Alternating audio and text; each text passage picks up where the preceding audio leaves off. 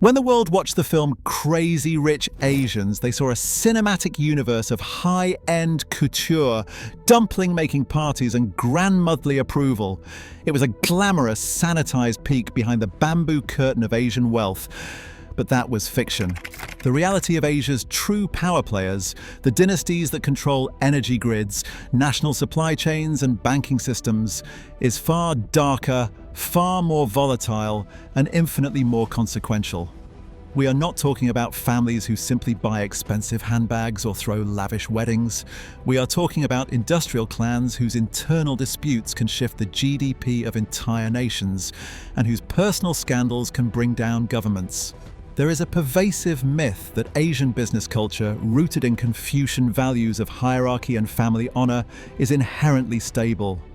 We assume that the patriarch commands, the children obey, and the legacy endures. But what happens when the patriarch loses his grip? What happens when the heir is not a dutiful son, but a volatile playboy with access to billions in sovereign funds?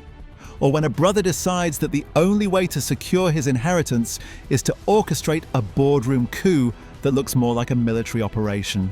This is the unscripted reality of unchecked power. When you remove the brakes of accountability from dynastic wealth, the vehicle does not just speed up, it derails. Over the next few minutes, we are going to examine 7 specific cases where the facade of control shattered completely. We will look at billion-dollar thefts that funded Hollywood blockbusters, sibling rivalries that threaten national energy security, and kidnappings that sound like pulp fiction but are documented court history.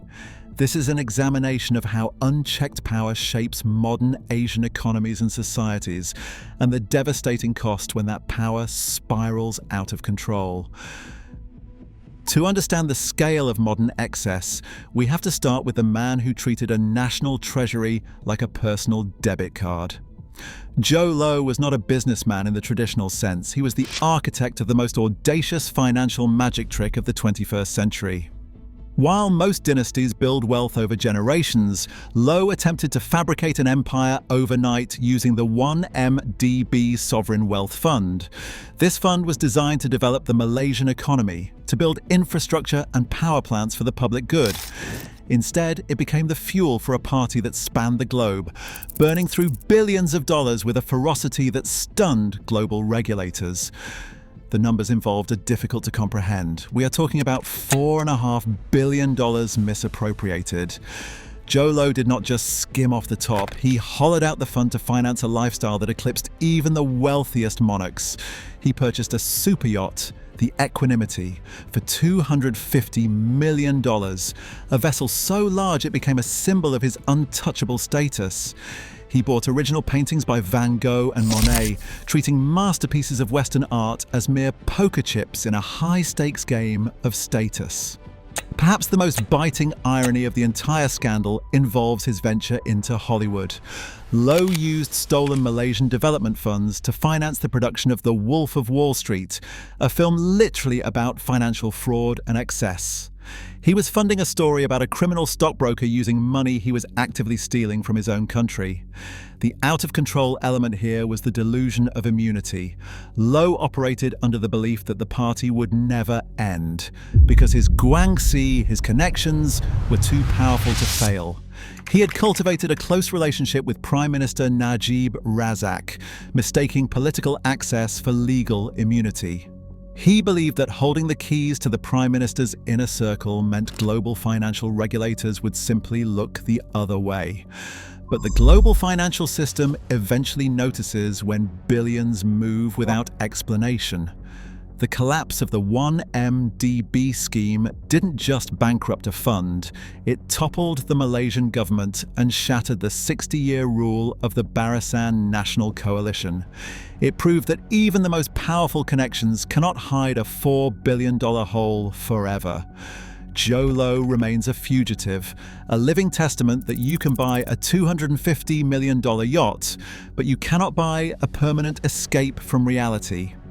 His story is one of new money chaos, but as we are about to see, old money is just as capable of self-destruction.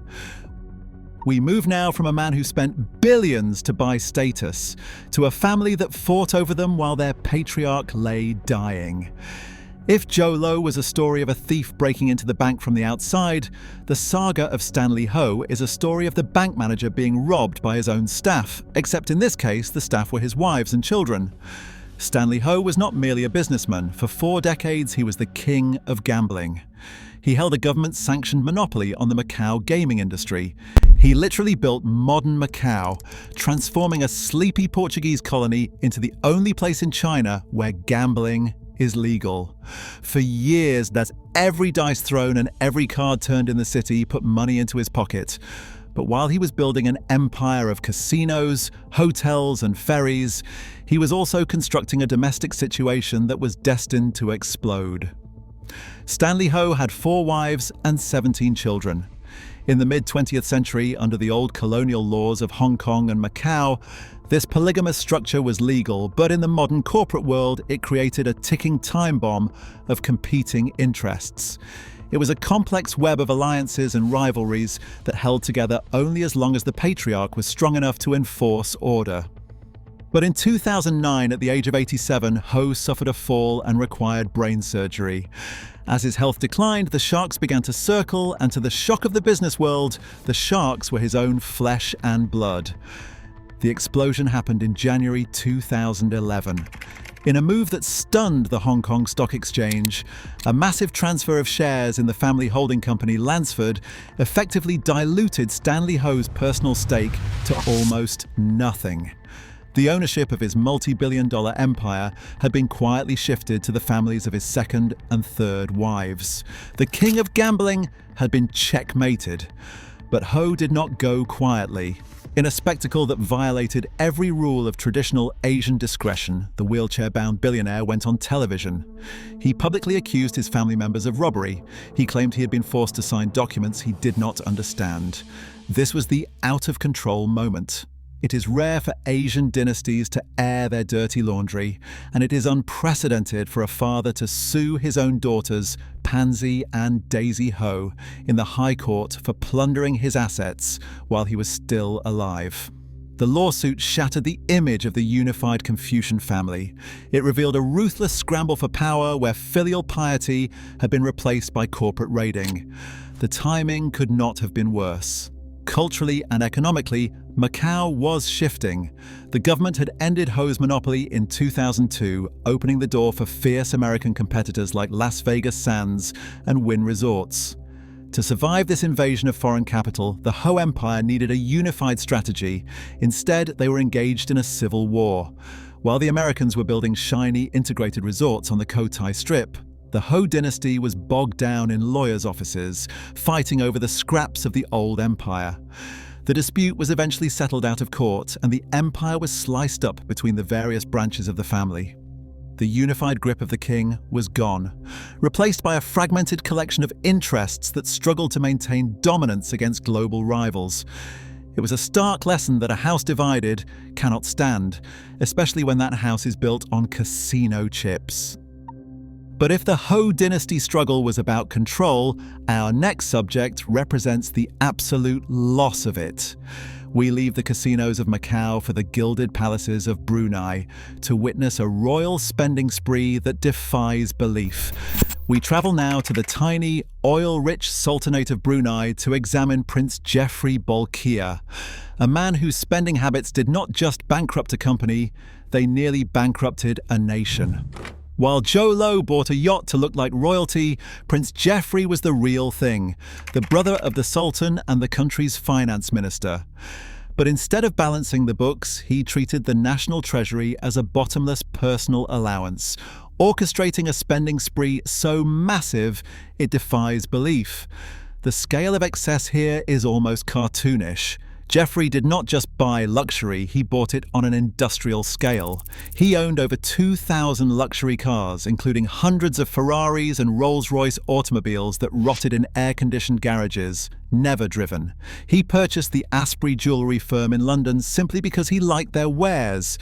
He commissioned a yacht named Tits, and its tenders were called Nipple 1 and Nipple 2, a juvenile display of vulgarity that cost millions. But the true danger was not his taste, it was his position. As the head of the Brunei Investment Agency, he funneled approximately $14.8 billion into personal projects and bad investments through his company Amadeo. The crash came with the Asian financial crisis of 1998. When the oil prices dipped and the economy shook, the books were opened. The Sultan was forced to sue his own brother, sparking a royal civil war played out in London courts. The out-of-control lifestyle ended in a humiliation broadcast to the world, a massive auction of Jefri's possessions. Gold-plated toilet brushes, erotic fountain pens, and unused furniture were sold off like a garage sale for the super rich. Jefri's story is the ultimate cautionary tale of absolute power without accountability. He proved that even a treasury filled with petrodollars has a bottom. His extravagance forced a reclusive monarchy into the harsh light of global legal scrutiny, shattering the mystique of the royal family. It was not just money that was lost, it was the dignity of the crown itself, auctioned off piece by piece to pay for a prince's playthings. We turn now from the auctioned palaces of Brunei to the industrial heartland of India, where a brother-against-brother war threatened to deindustrialize the nation and destroy the legacy of their father. If Prince Jefri proves that royalty can bankrupt a treasury, the Ambani family proves that a sibling rivalry can hold an entire national economy hostage. In India, the name Reliance is not just a brand. It is the industrial backbone of the country. Founded by Dhirubhai Ambani, a man who rose from working as a gas station attendant in Yemen to becoming the polyester prince of India, Reliance Industries was the ultimate rags-to-riches story. Dhirubhai did not just build a company, he created an equity cult, convincing millions of middle-class Indians to invest in the stock market for the first time. But in 2002, the patriarch died without leaving a will. It was a mistake that would trigger the most expensive family feud in human history. The empire was left in the hands of his two sons, Mukesh and Anil. On the surface, they were the heirs to a fortune, but beneath the veneer of unity, they were oil and water. Mukesh was the stoic, detail-oriented engineer who preferred the back room. Anil was the flamboyant, media-savvy face of the company who loved the spotlight and married a Bollywood actress. Without the father to mediate, the tension snapped. This was not a private disagreement over dinner. It was a public war fought on television screens and in the headlines of every major newspaper. They leaked damaging stories about each other, questioned each other's competence, and turned board meetings into battlegrounds. The escalation reached its peak over a dispute involving natural gas. This is where the family drama spilled over into energy security. The brothers had split the empire, with Mukesh keeping the oil and gas exploration units and Anil taking the power generation plants. They had a family agreement where Mukesh would supply gas to Anil at a discounted rate. But when global prices spiked, Mukesh refused to honor the price. Anil sued. The brothers dragged their dispute all the way to the Supreme Court of India. For months, the energy security of one of the world's fastest-growing economies hung in the balance, dependent not on market forces or government policy, but on whether two brothers could stop hating each other for 5 minutes. The government eventually had to intervene, stating that the gas belonged to the sovereign nation, not the Ambani family. The conflict only ended when their mother, Kokilaban, literally stepped in to broker a peace treaty, carving the empire in two. But the divergence of their paths since the split is the true tragedy of the dynasty. Mukesh Ambani took his half and grew it into a monster, building Jio and becoming the richest man in Asia. He built Antilia, a 27-story private skyscraper in Mumbai that includes 3 helipads, a snow room and a staff of 600, a physical monument to his victory. Anil's trajectory was a shocking vertical crash. The out-of-control ambition to compete with his brother led to massive debt and over-leveraging. In a humiliation that stunned the business world, the man who was once the 6th richest person on the planet stood in a London court in 2020 claiming his net worth was 0. He narrowly avoided jail time for unpaid debts only because his brother Mukesh stepped in at the last minute to pay off a creditor, a final, brutal power move that underscored who had won the war. The Ambani saga signaled the death of the traditional Hindu undivided family business model. It proved that in the face of modern global ambition, blood is not thicker than oil, and a lack of clear succession planning can turn a brother into a mortal enemy. From the public spectacle of Mumbai, we move to the shadowed, terrifying reality of Hong Kong's elite. The Kwok family controls Sun Hung Kai Properties, the developers who built the skyline of Hong Kong. If you look at a photo of the city's iconic harbour, chances are the Kwoks own the tallest buildings in the frame. For decades, the three brothers, Walter, Thomas and Raymond, were viewed as the model of a harmonious Christian family dynasty running a tight ship. But that illusion was shattered by a single event that sounds like the plot of a dark thriller.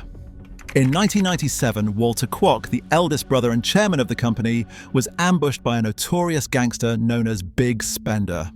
This was not a corporate raid, it was a violent, physical abduction. Walter was stripped to his underwear, blindfolded and stuffed into a small wooden crate with only a breathing hole. He was held captive for a week, subjected to psychological torture and physical abuse while the gangster negotiated a ransom. The family eventually paid 600 million Hong Kong dollars in cash, packed into bags and driven to a quiet drop-off point. Walter was released, but the man who came out of that crate was not the man who went in. This is where the story spirals out of control. The trauma broke Walter. He became erratic, paranoid, and deeply suspicious of everyone around him. In a cruel twist, the brothers who had paid to save him eventually conspired to destroy him. As Walter's behavior became more unpredictable, allegedly bringing a mistress onto the board and making erratic business decisions, Thomas and Raymond staged a boardroom coup. They used his mental health against him, producing medical reports claiming he had bipolar disorder to force him out of the chairmanship. Walter fought back, suing his brothers and claiming they were persecuting him to seize power. The family that had survived a gangster's ransom demand was tearing itself apart from the inside. But the chaos did not stop at the boardroom door. In a scorched earth retaliation, information began to leak to the authorities about the family's dealings with the government. This led to the arrest of Thomas and Raymond Kwok in one of the biggest corruption scandals in Hong Kong history. They were accused of bribing Raphael Hui, the second highest ranking official in the Hong Kong government. The trial revealed the dark underbelly of the city's tycoon culture, exposing how millions of dollars were funneled to politicians in exchange for influence. Thomas Kwok was eventually sentenced to 5 years in prison. The tragedy of the Kwok dynasty is a study in how trauma metastasizes. The kidnapping was the inciting incident, but the true destruction came from the internal response. Instead of rallying around the victim, the dynasty fractured under the weight of suspicion and greed. It exposed the terrifying intersection of mental health and corporate governance, where a man's psychological scars were weaponized to strip him of his birthright. Walter died in 2018, estranged and isolated, a victim first of a criminal and then of his own bloodline. The Kwok saga shattered the myth of the untouchable Hong Kong tycoon, proving that even the men who own the skyscrapers are not safe from the chaos on the streets or the knives in the boardroom. But if the Kwok story is about a son broken by trauma, our next story is about a son who tried to break his father. We leave the property markets of Hong Kong for the retail empire of the Lotte Group, where a family dispute turned into a literal physical brawl. From the property wars of Hong Kong, we move to the retail battlegrounds of Northeast Asia, where the Lotte Group stands as a colossus straddling the sea between Japan and South Korea. Lotte is not just a company, it is a ubiquitous presence in daily life, selling everything from chewing gum to insurance and operating the towering skyscrapers that define the Seoul skyline. For decades, this empire was ruled by Shin Kyuk-ho, a man who governed with the absolute, unquestioned authority of a feudal emperor. In the Lotte world, the general chairman did not use email or written memos. He ruled through oral commands and physical gestures. A wave of his hand could launch $1 billion project, a frown could end a career. But in 2015, the modern world crashed into this medieval court in a spectacle the Korean media dubbed the Prince's Rebellion. The drama began when the eldest son, Shin Dong-ju, found himself sidelined. In most traditional Asian dynasties, the firstborn son is the untouchable heir. But at Lotte, the younger brother Shin Dongbin had quietly consolidated power, proving himself a more capable modern executive. Dongju, furious and desperate, decided to launch a coup to reclaim his birthright. But he did not gather board votes or woo shareholders with a better business plan. He weaponized his 93-year-old father. In a scene that could have been ripped from a Shakespearean tragedy, the ousted elder son secretly flew the frail, confused patriarch from Seoul to Tokyo. His plan was simple and brutal. Walk the founder into headquarters and have him literally point his finger at the executives to fire them. It was a finger-pointing coup. The patriarch, whose mental faculties were rapidly deteriorating, sat in a wheelchair and signed a document trembling with age, dismissing his younger son and the entire board of directors. He thought he was still the emperor. He believed his finger still commanded the tides of the business he built from nothing. But the younger brother Dongbin did the unthinkable. He locked the doors. He declared the founder's orders invalid. He publicly stated that his father was being manipulated and was mentally unfit to lead.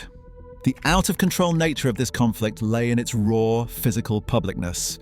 We saw scuffles in hotel lobbies between the brothers' security teams.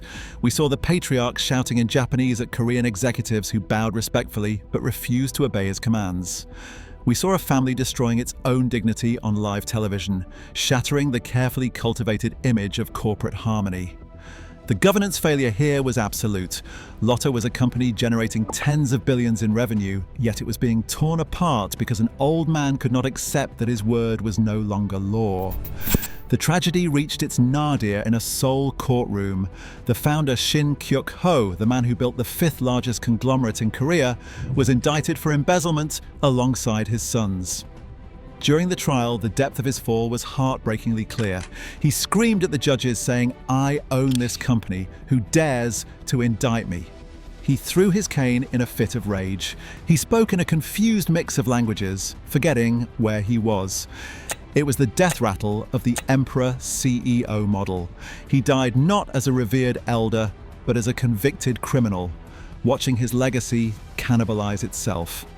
The Lotte crisis proved that in the modern Asian economy, the finger-pointing of a patriarch is no longer enough to stop the machinery of corporate law or the ambition of a ruthless heir. From the retail wars of Korea, we fly south to Thailand, where the ambition of a dynasty grew so large it swallowed an entire country. The Shinawatra family didn't just want to dominate a market, they wanted to rule the state. Thaksin Shinawatra began as a telecommunications tycoon, a man who built his fortune on monopolies and satellites. But wealth wasn't enough. In 2001, he became Prime Minister, and for the first time in Southeast Asian history, a CEO tried to run a nation exactly like a family business. The out-of-control element of the Shinawatra dynasty was the complete erasure of the line between public interest and private profit. Thaksin didn't just govern, he consolidated. His administration passed policies that curiously seemed to benefit his family's telecom empire. He treated cabinet meetings like board meetings, demanding quick execution and silencing dissent. To the rural poor, he was a savior, the first leader to offer them cheap healthcare and village loans. To the urban elite and the military establishment, he was a corrupt disruptor who was selling the country out to enrich his clan.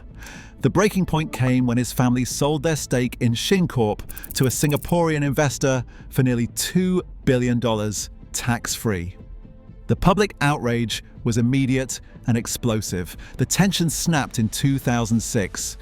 While Thaksin was at the United Nations in New York, the military rolled tanks into the streets of Bangkok. It was a hostile takeover in the most literal sense. The army seized control, dissolving the government and accusing the family of massive corruption. But the Shinawatra influence was so deep, so out of control, that a military coup couldn't kill it. Thaksin fled into exile, becoming a fugitive billionaire hopping between Dubai and London, yet he continued to run the party via video link. He famously said, "I am the party," and he meant it. The saga turned into a generational cycle of vengeance. In 2011, his younger sister Yingluck Shinawatra, a businesswoman with zero political experience, was swept into power on the slogan, "Thaksin thinks, Pheu Thai acts." She was the proxy CEO. But the script repeated itself. Her government was plagued by a disastrous rice subsidy scheme that cost the state billions, a populist payout that looked suspiciously like buying votes with public money. The result? Another coup, another Shinawatra removed from power, another flight into exile. The resilience of this dynasty is terrifying to its enemies. Despite 2 coups, asset seizures and fugitive warrants, the Shinawatra brand remains the most potent force in Thai politics. Today, Thaksin's daughter, Paetongtarn, has stepped onto the stage, the 3rd generation to carry the banner. The family has created a cultural divide that has paralyzed Thailand for 2 decades. The red shirts who worship the family as champions of the poor versus the yellow shirts who see them as a cancer on the nation's soul. Unlike the other dynasties we've discussed, the Shinawatras didn't just lose money or reputation. Their out-of-control ambition broke the political structure of a kingdom. They proved that when a business dynasty becomes a political dynasty, the boardroom battles turn into street riots. And the price of failure isn't bankruptcy, it's exile. This blending of corporate ambition and national governance creates a volatile cocktail that few nations can survive without scars. It serves as the ultimate warning of what happens when a family believes they are bigger than the law, bigger than the institutions, and ultimately bigger than the country itself. From Seoul to Mumbai, the devastating pattern is undeniable. Extreme wealth, stripped of accountability, inevitably leads to destruction. These are not just stories of rich families behaving badly, they are distinct warnings about structural fragility. We must look past the glamour to see the cracks in the foundation. The era of the unchecked patriarch is fading, forced to evolve by global scrutiny and a new generation demanding change. If you want to understand the real forces shaping Asia, you have to watch the shadows, not just the spotlight. Subscribe right now for more deep dives into the geopolitics of Asian power. And if you want to know the secret Asian families that control the world's supply chain, watch this video next.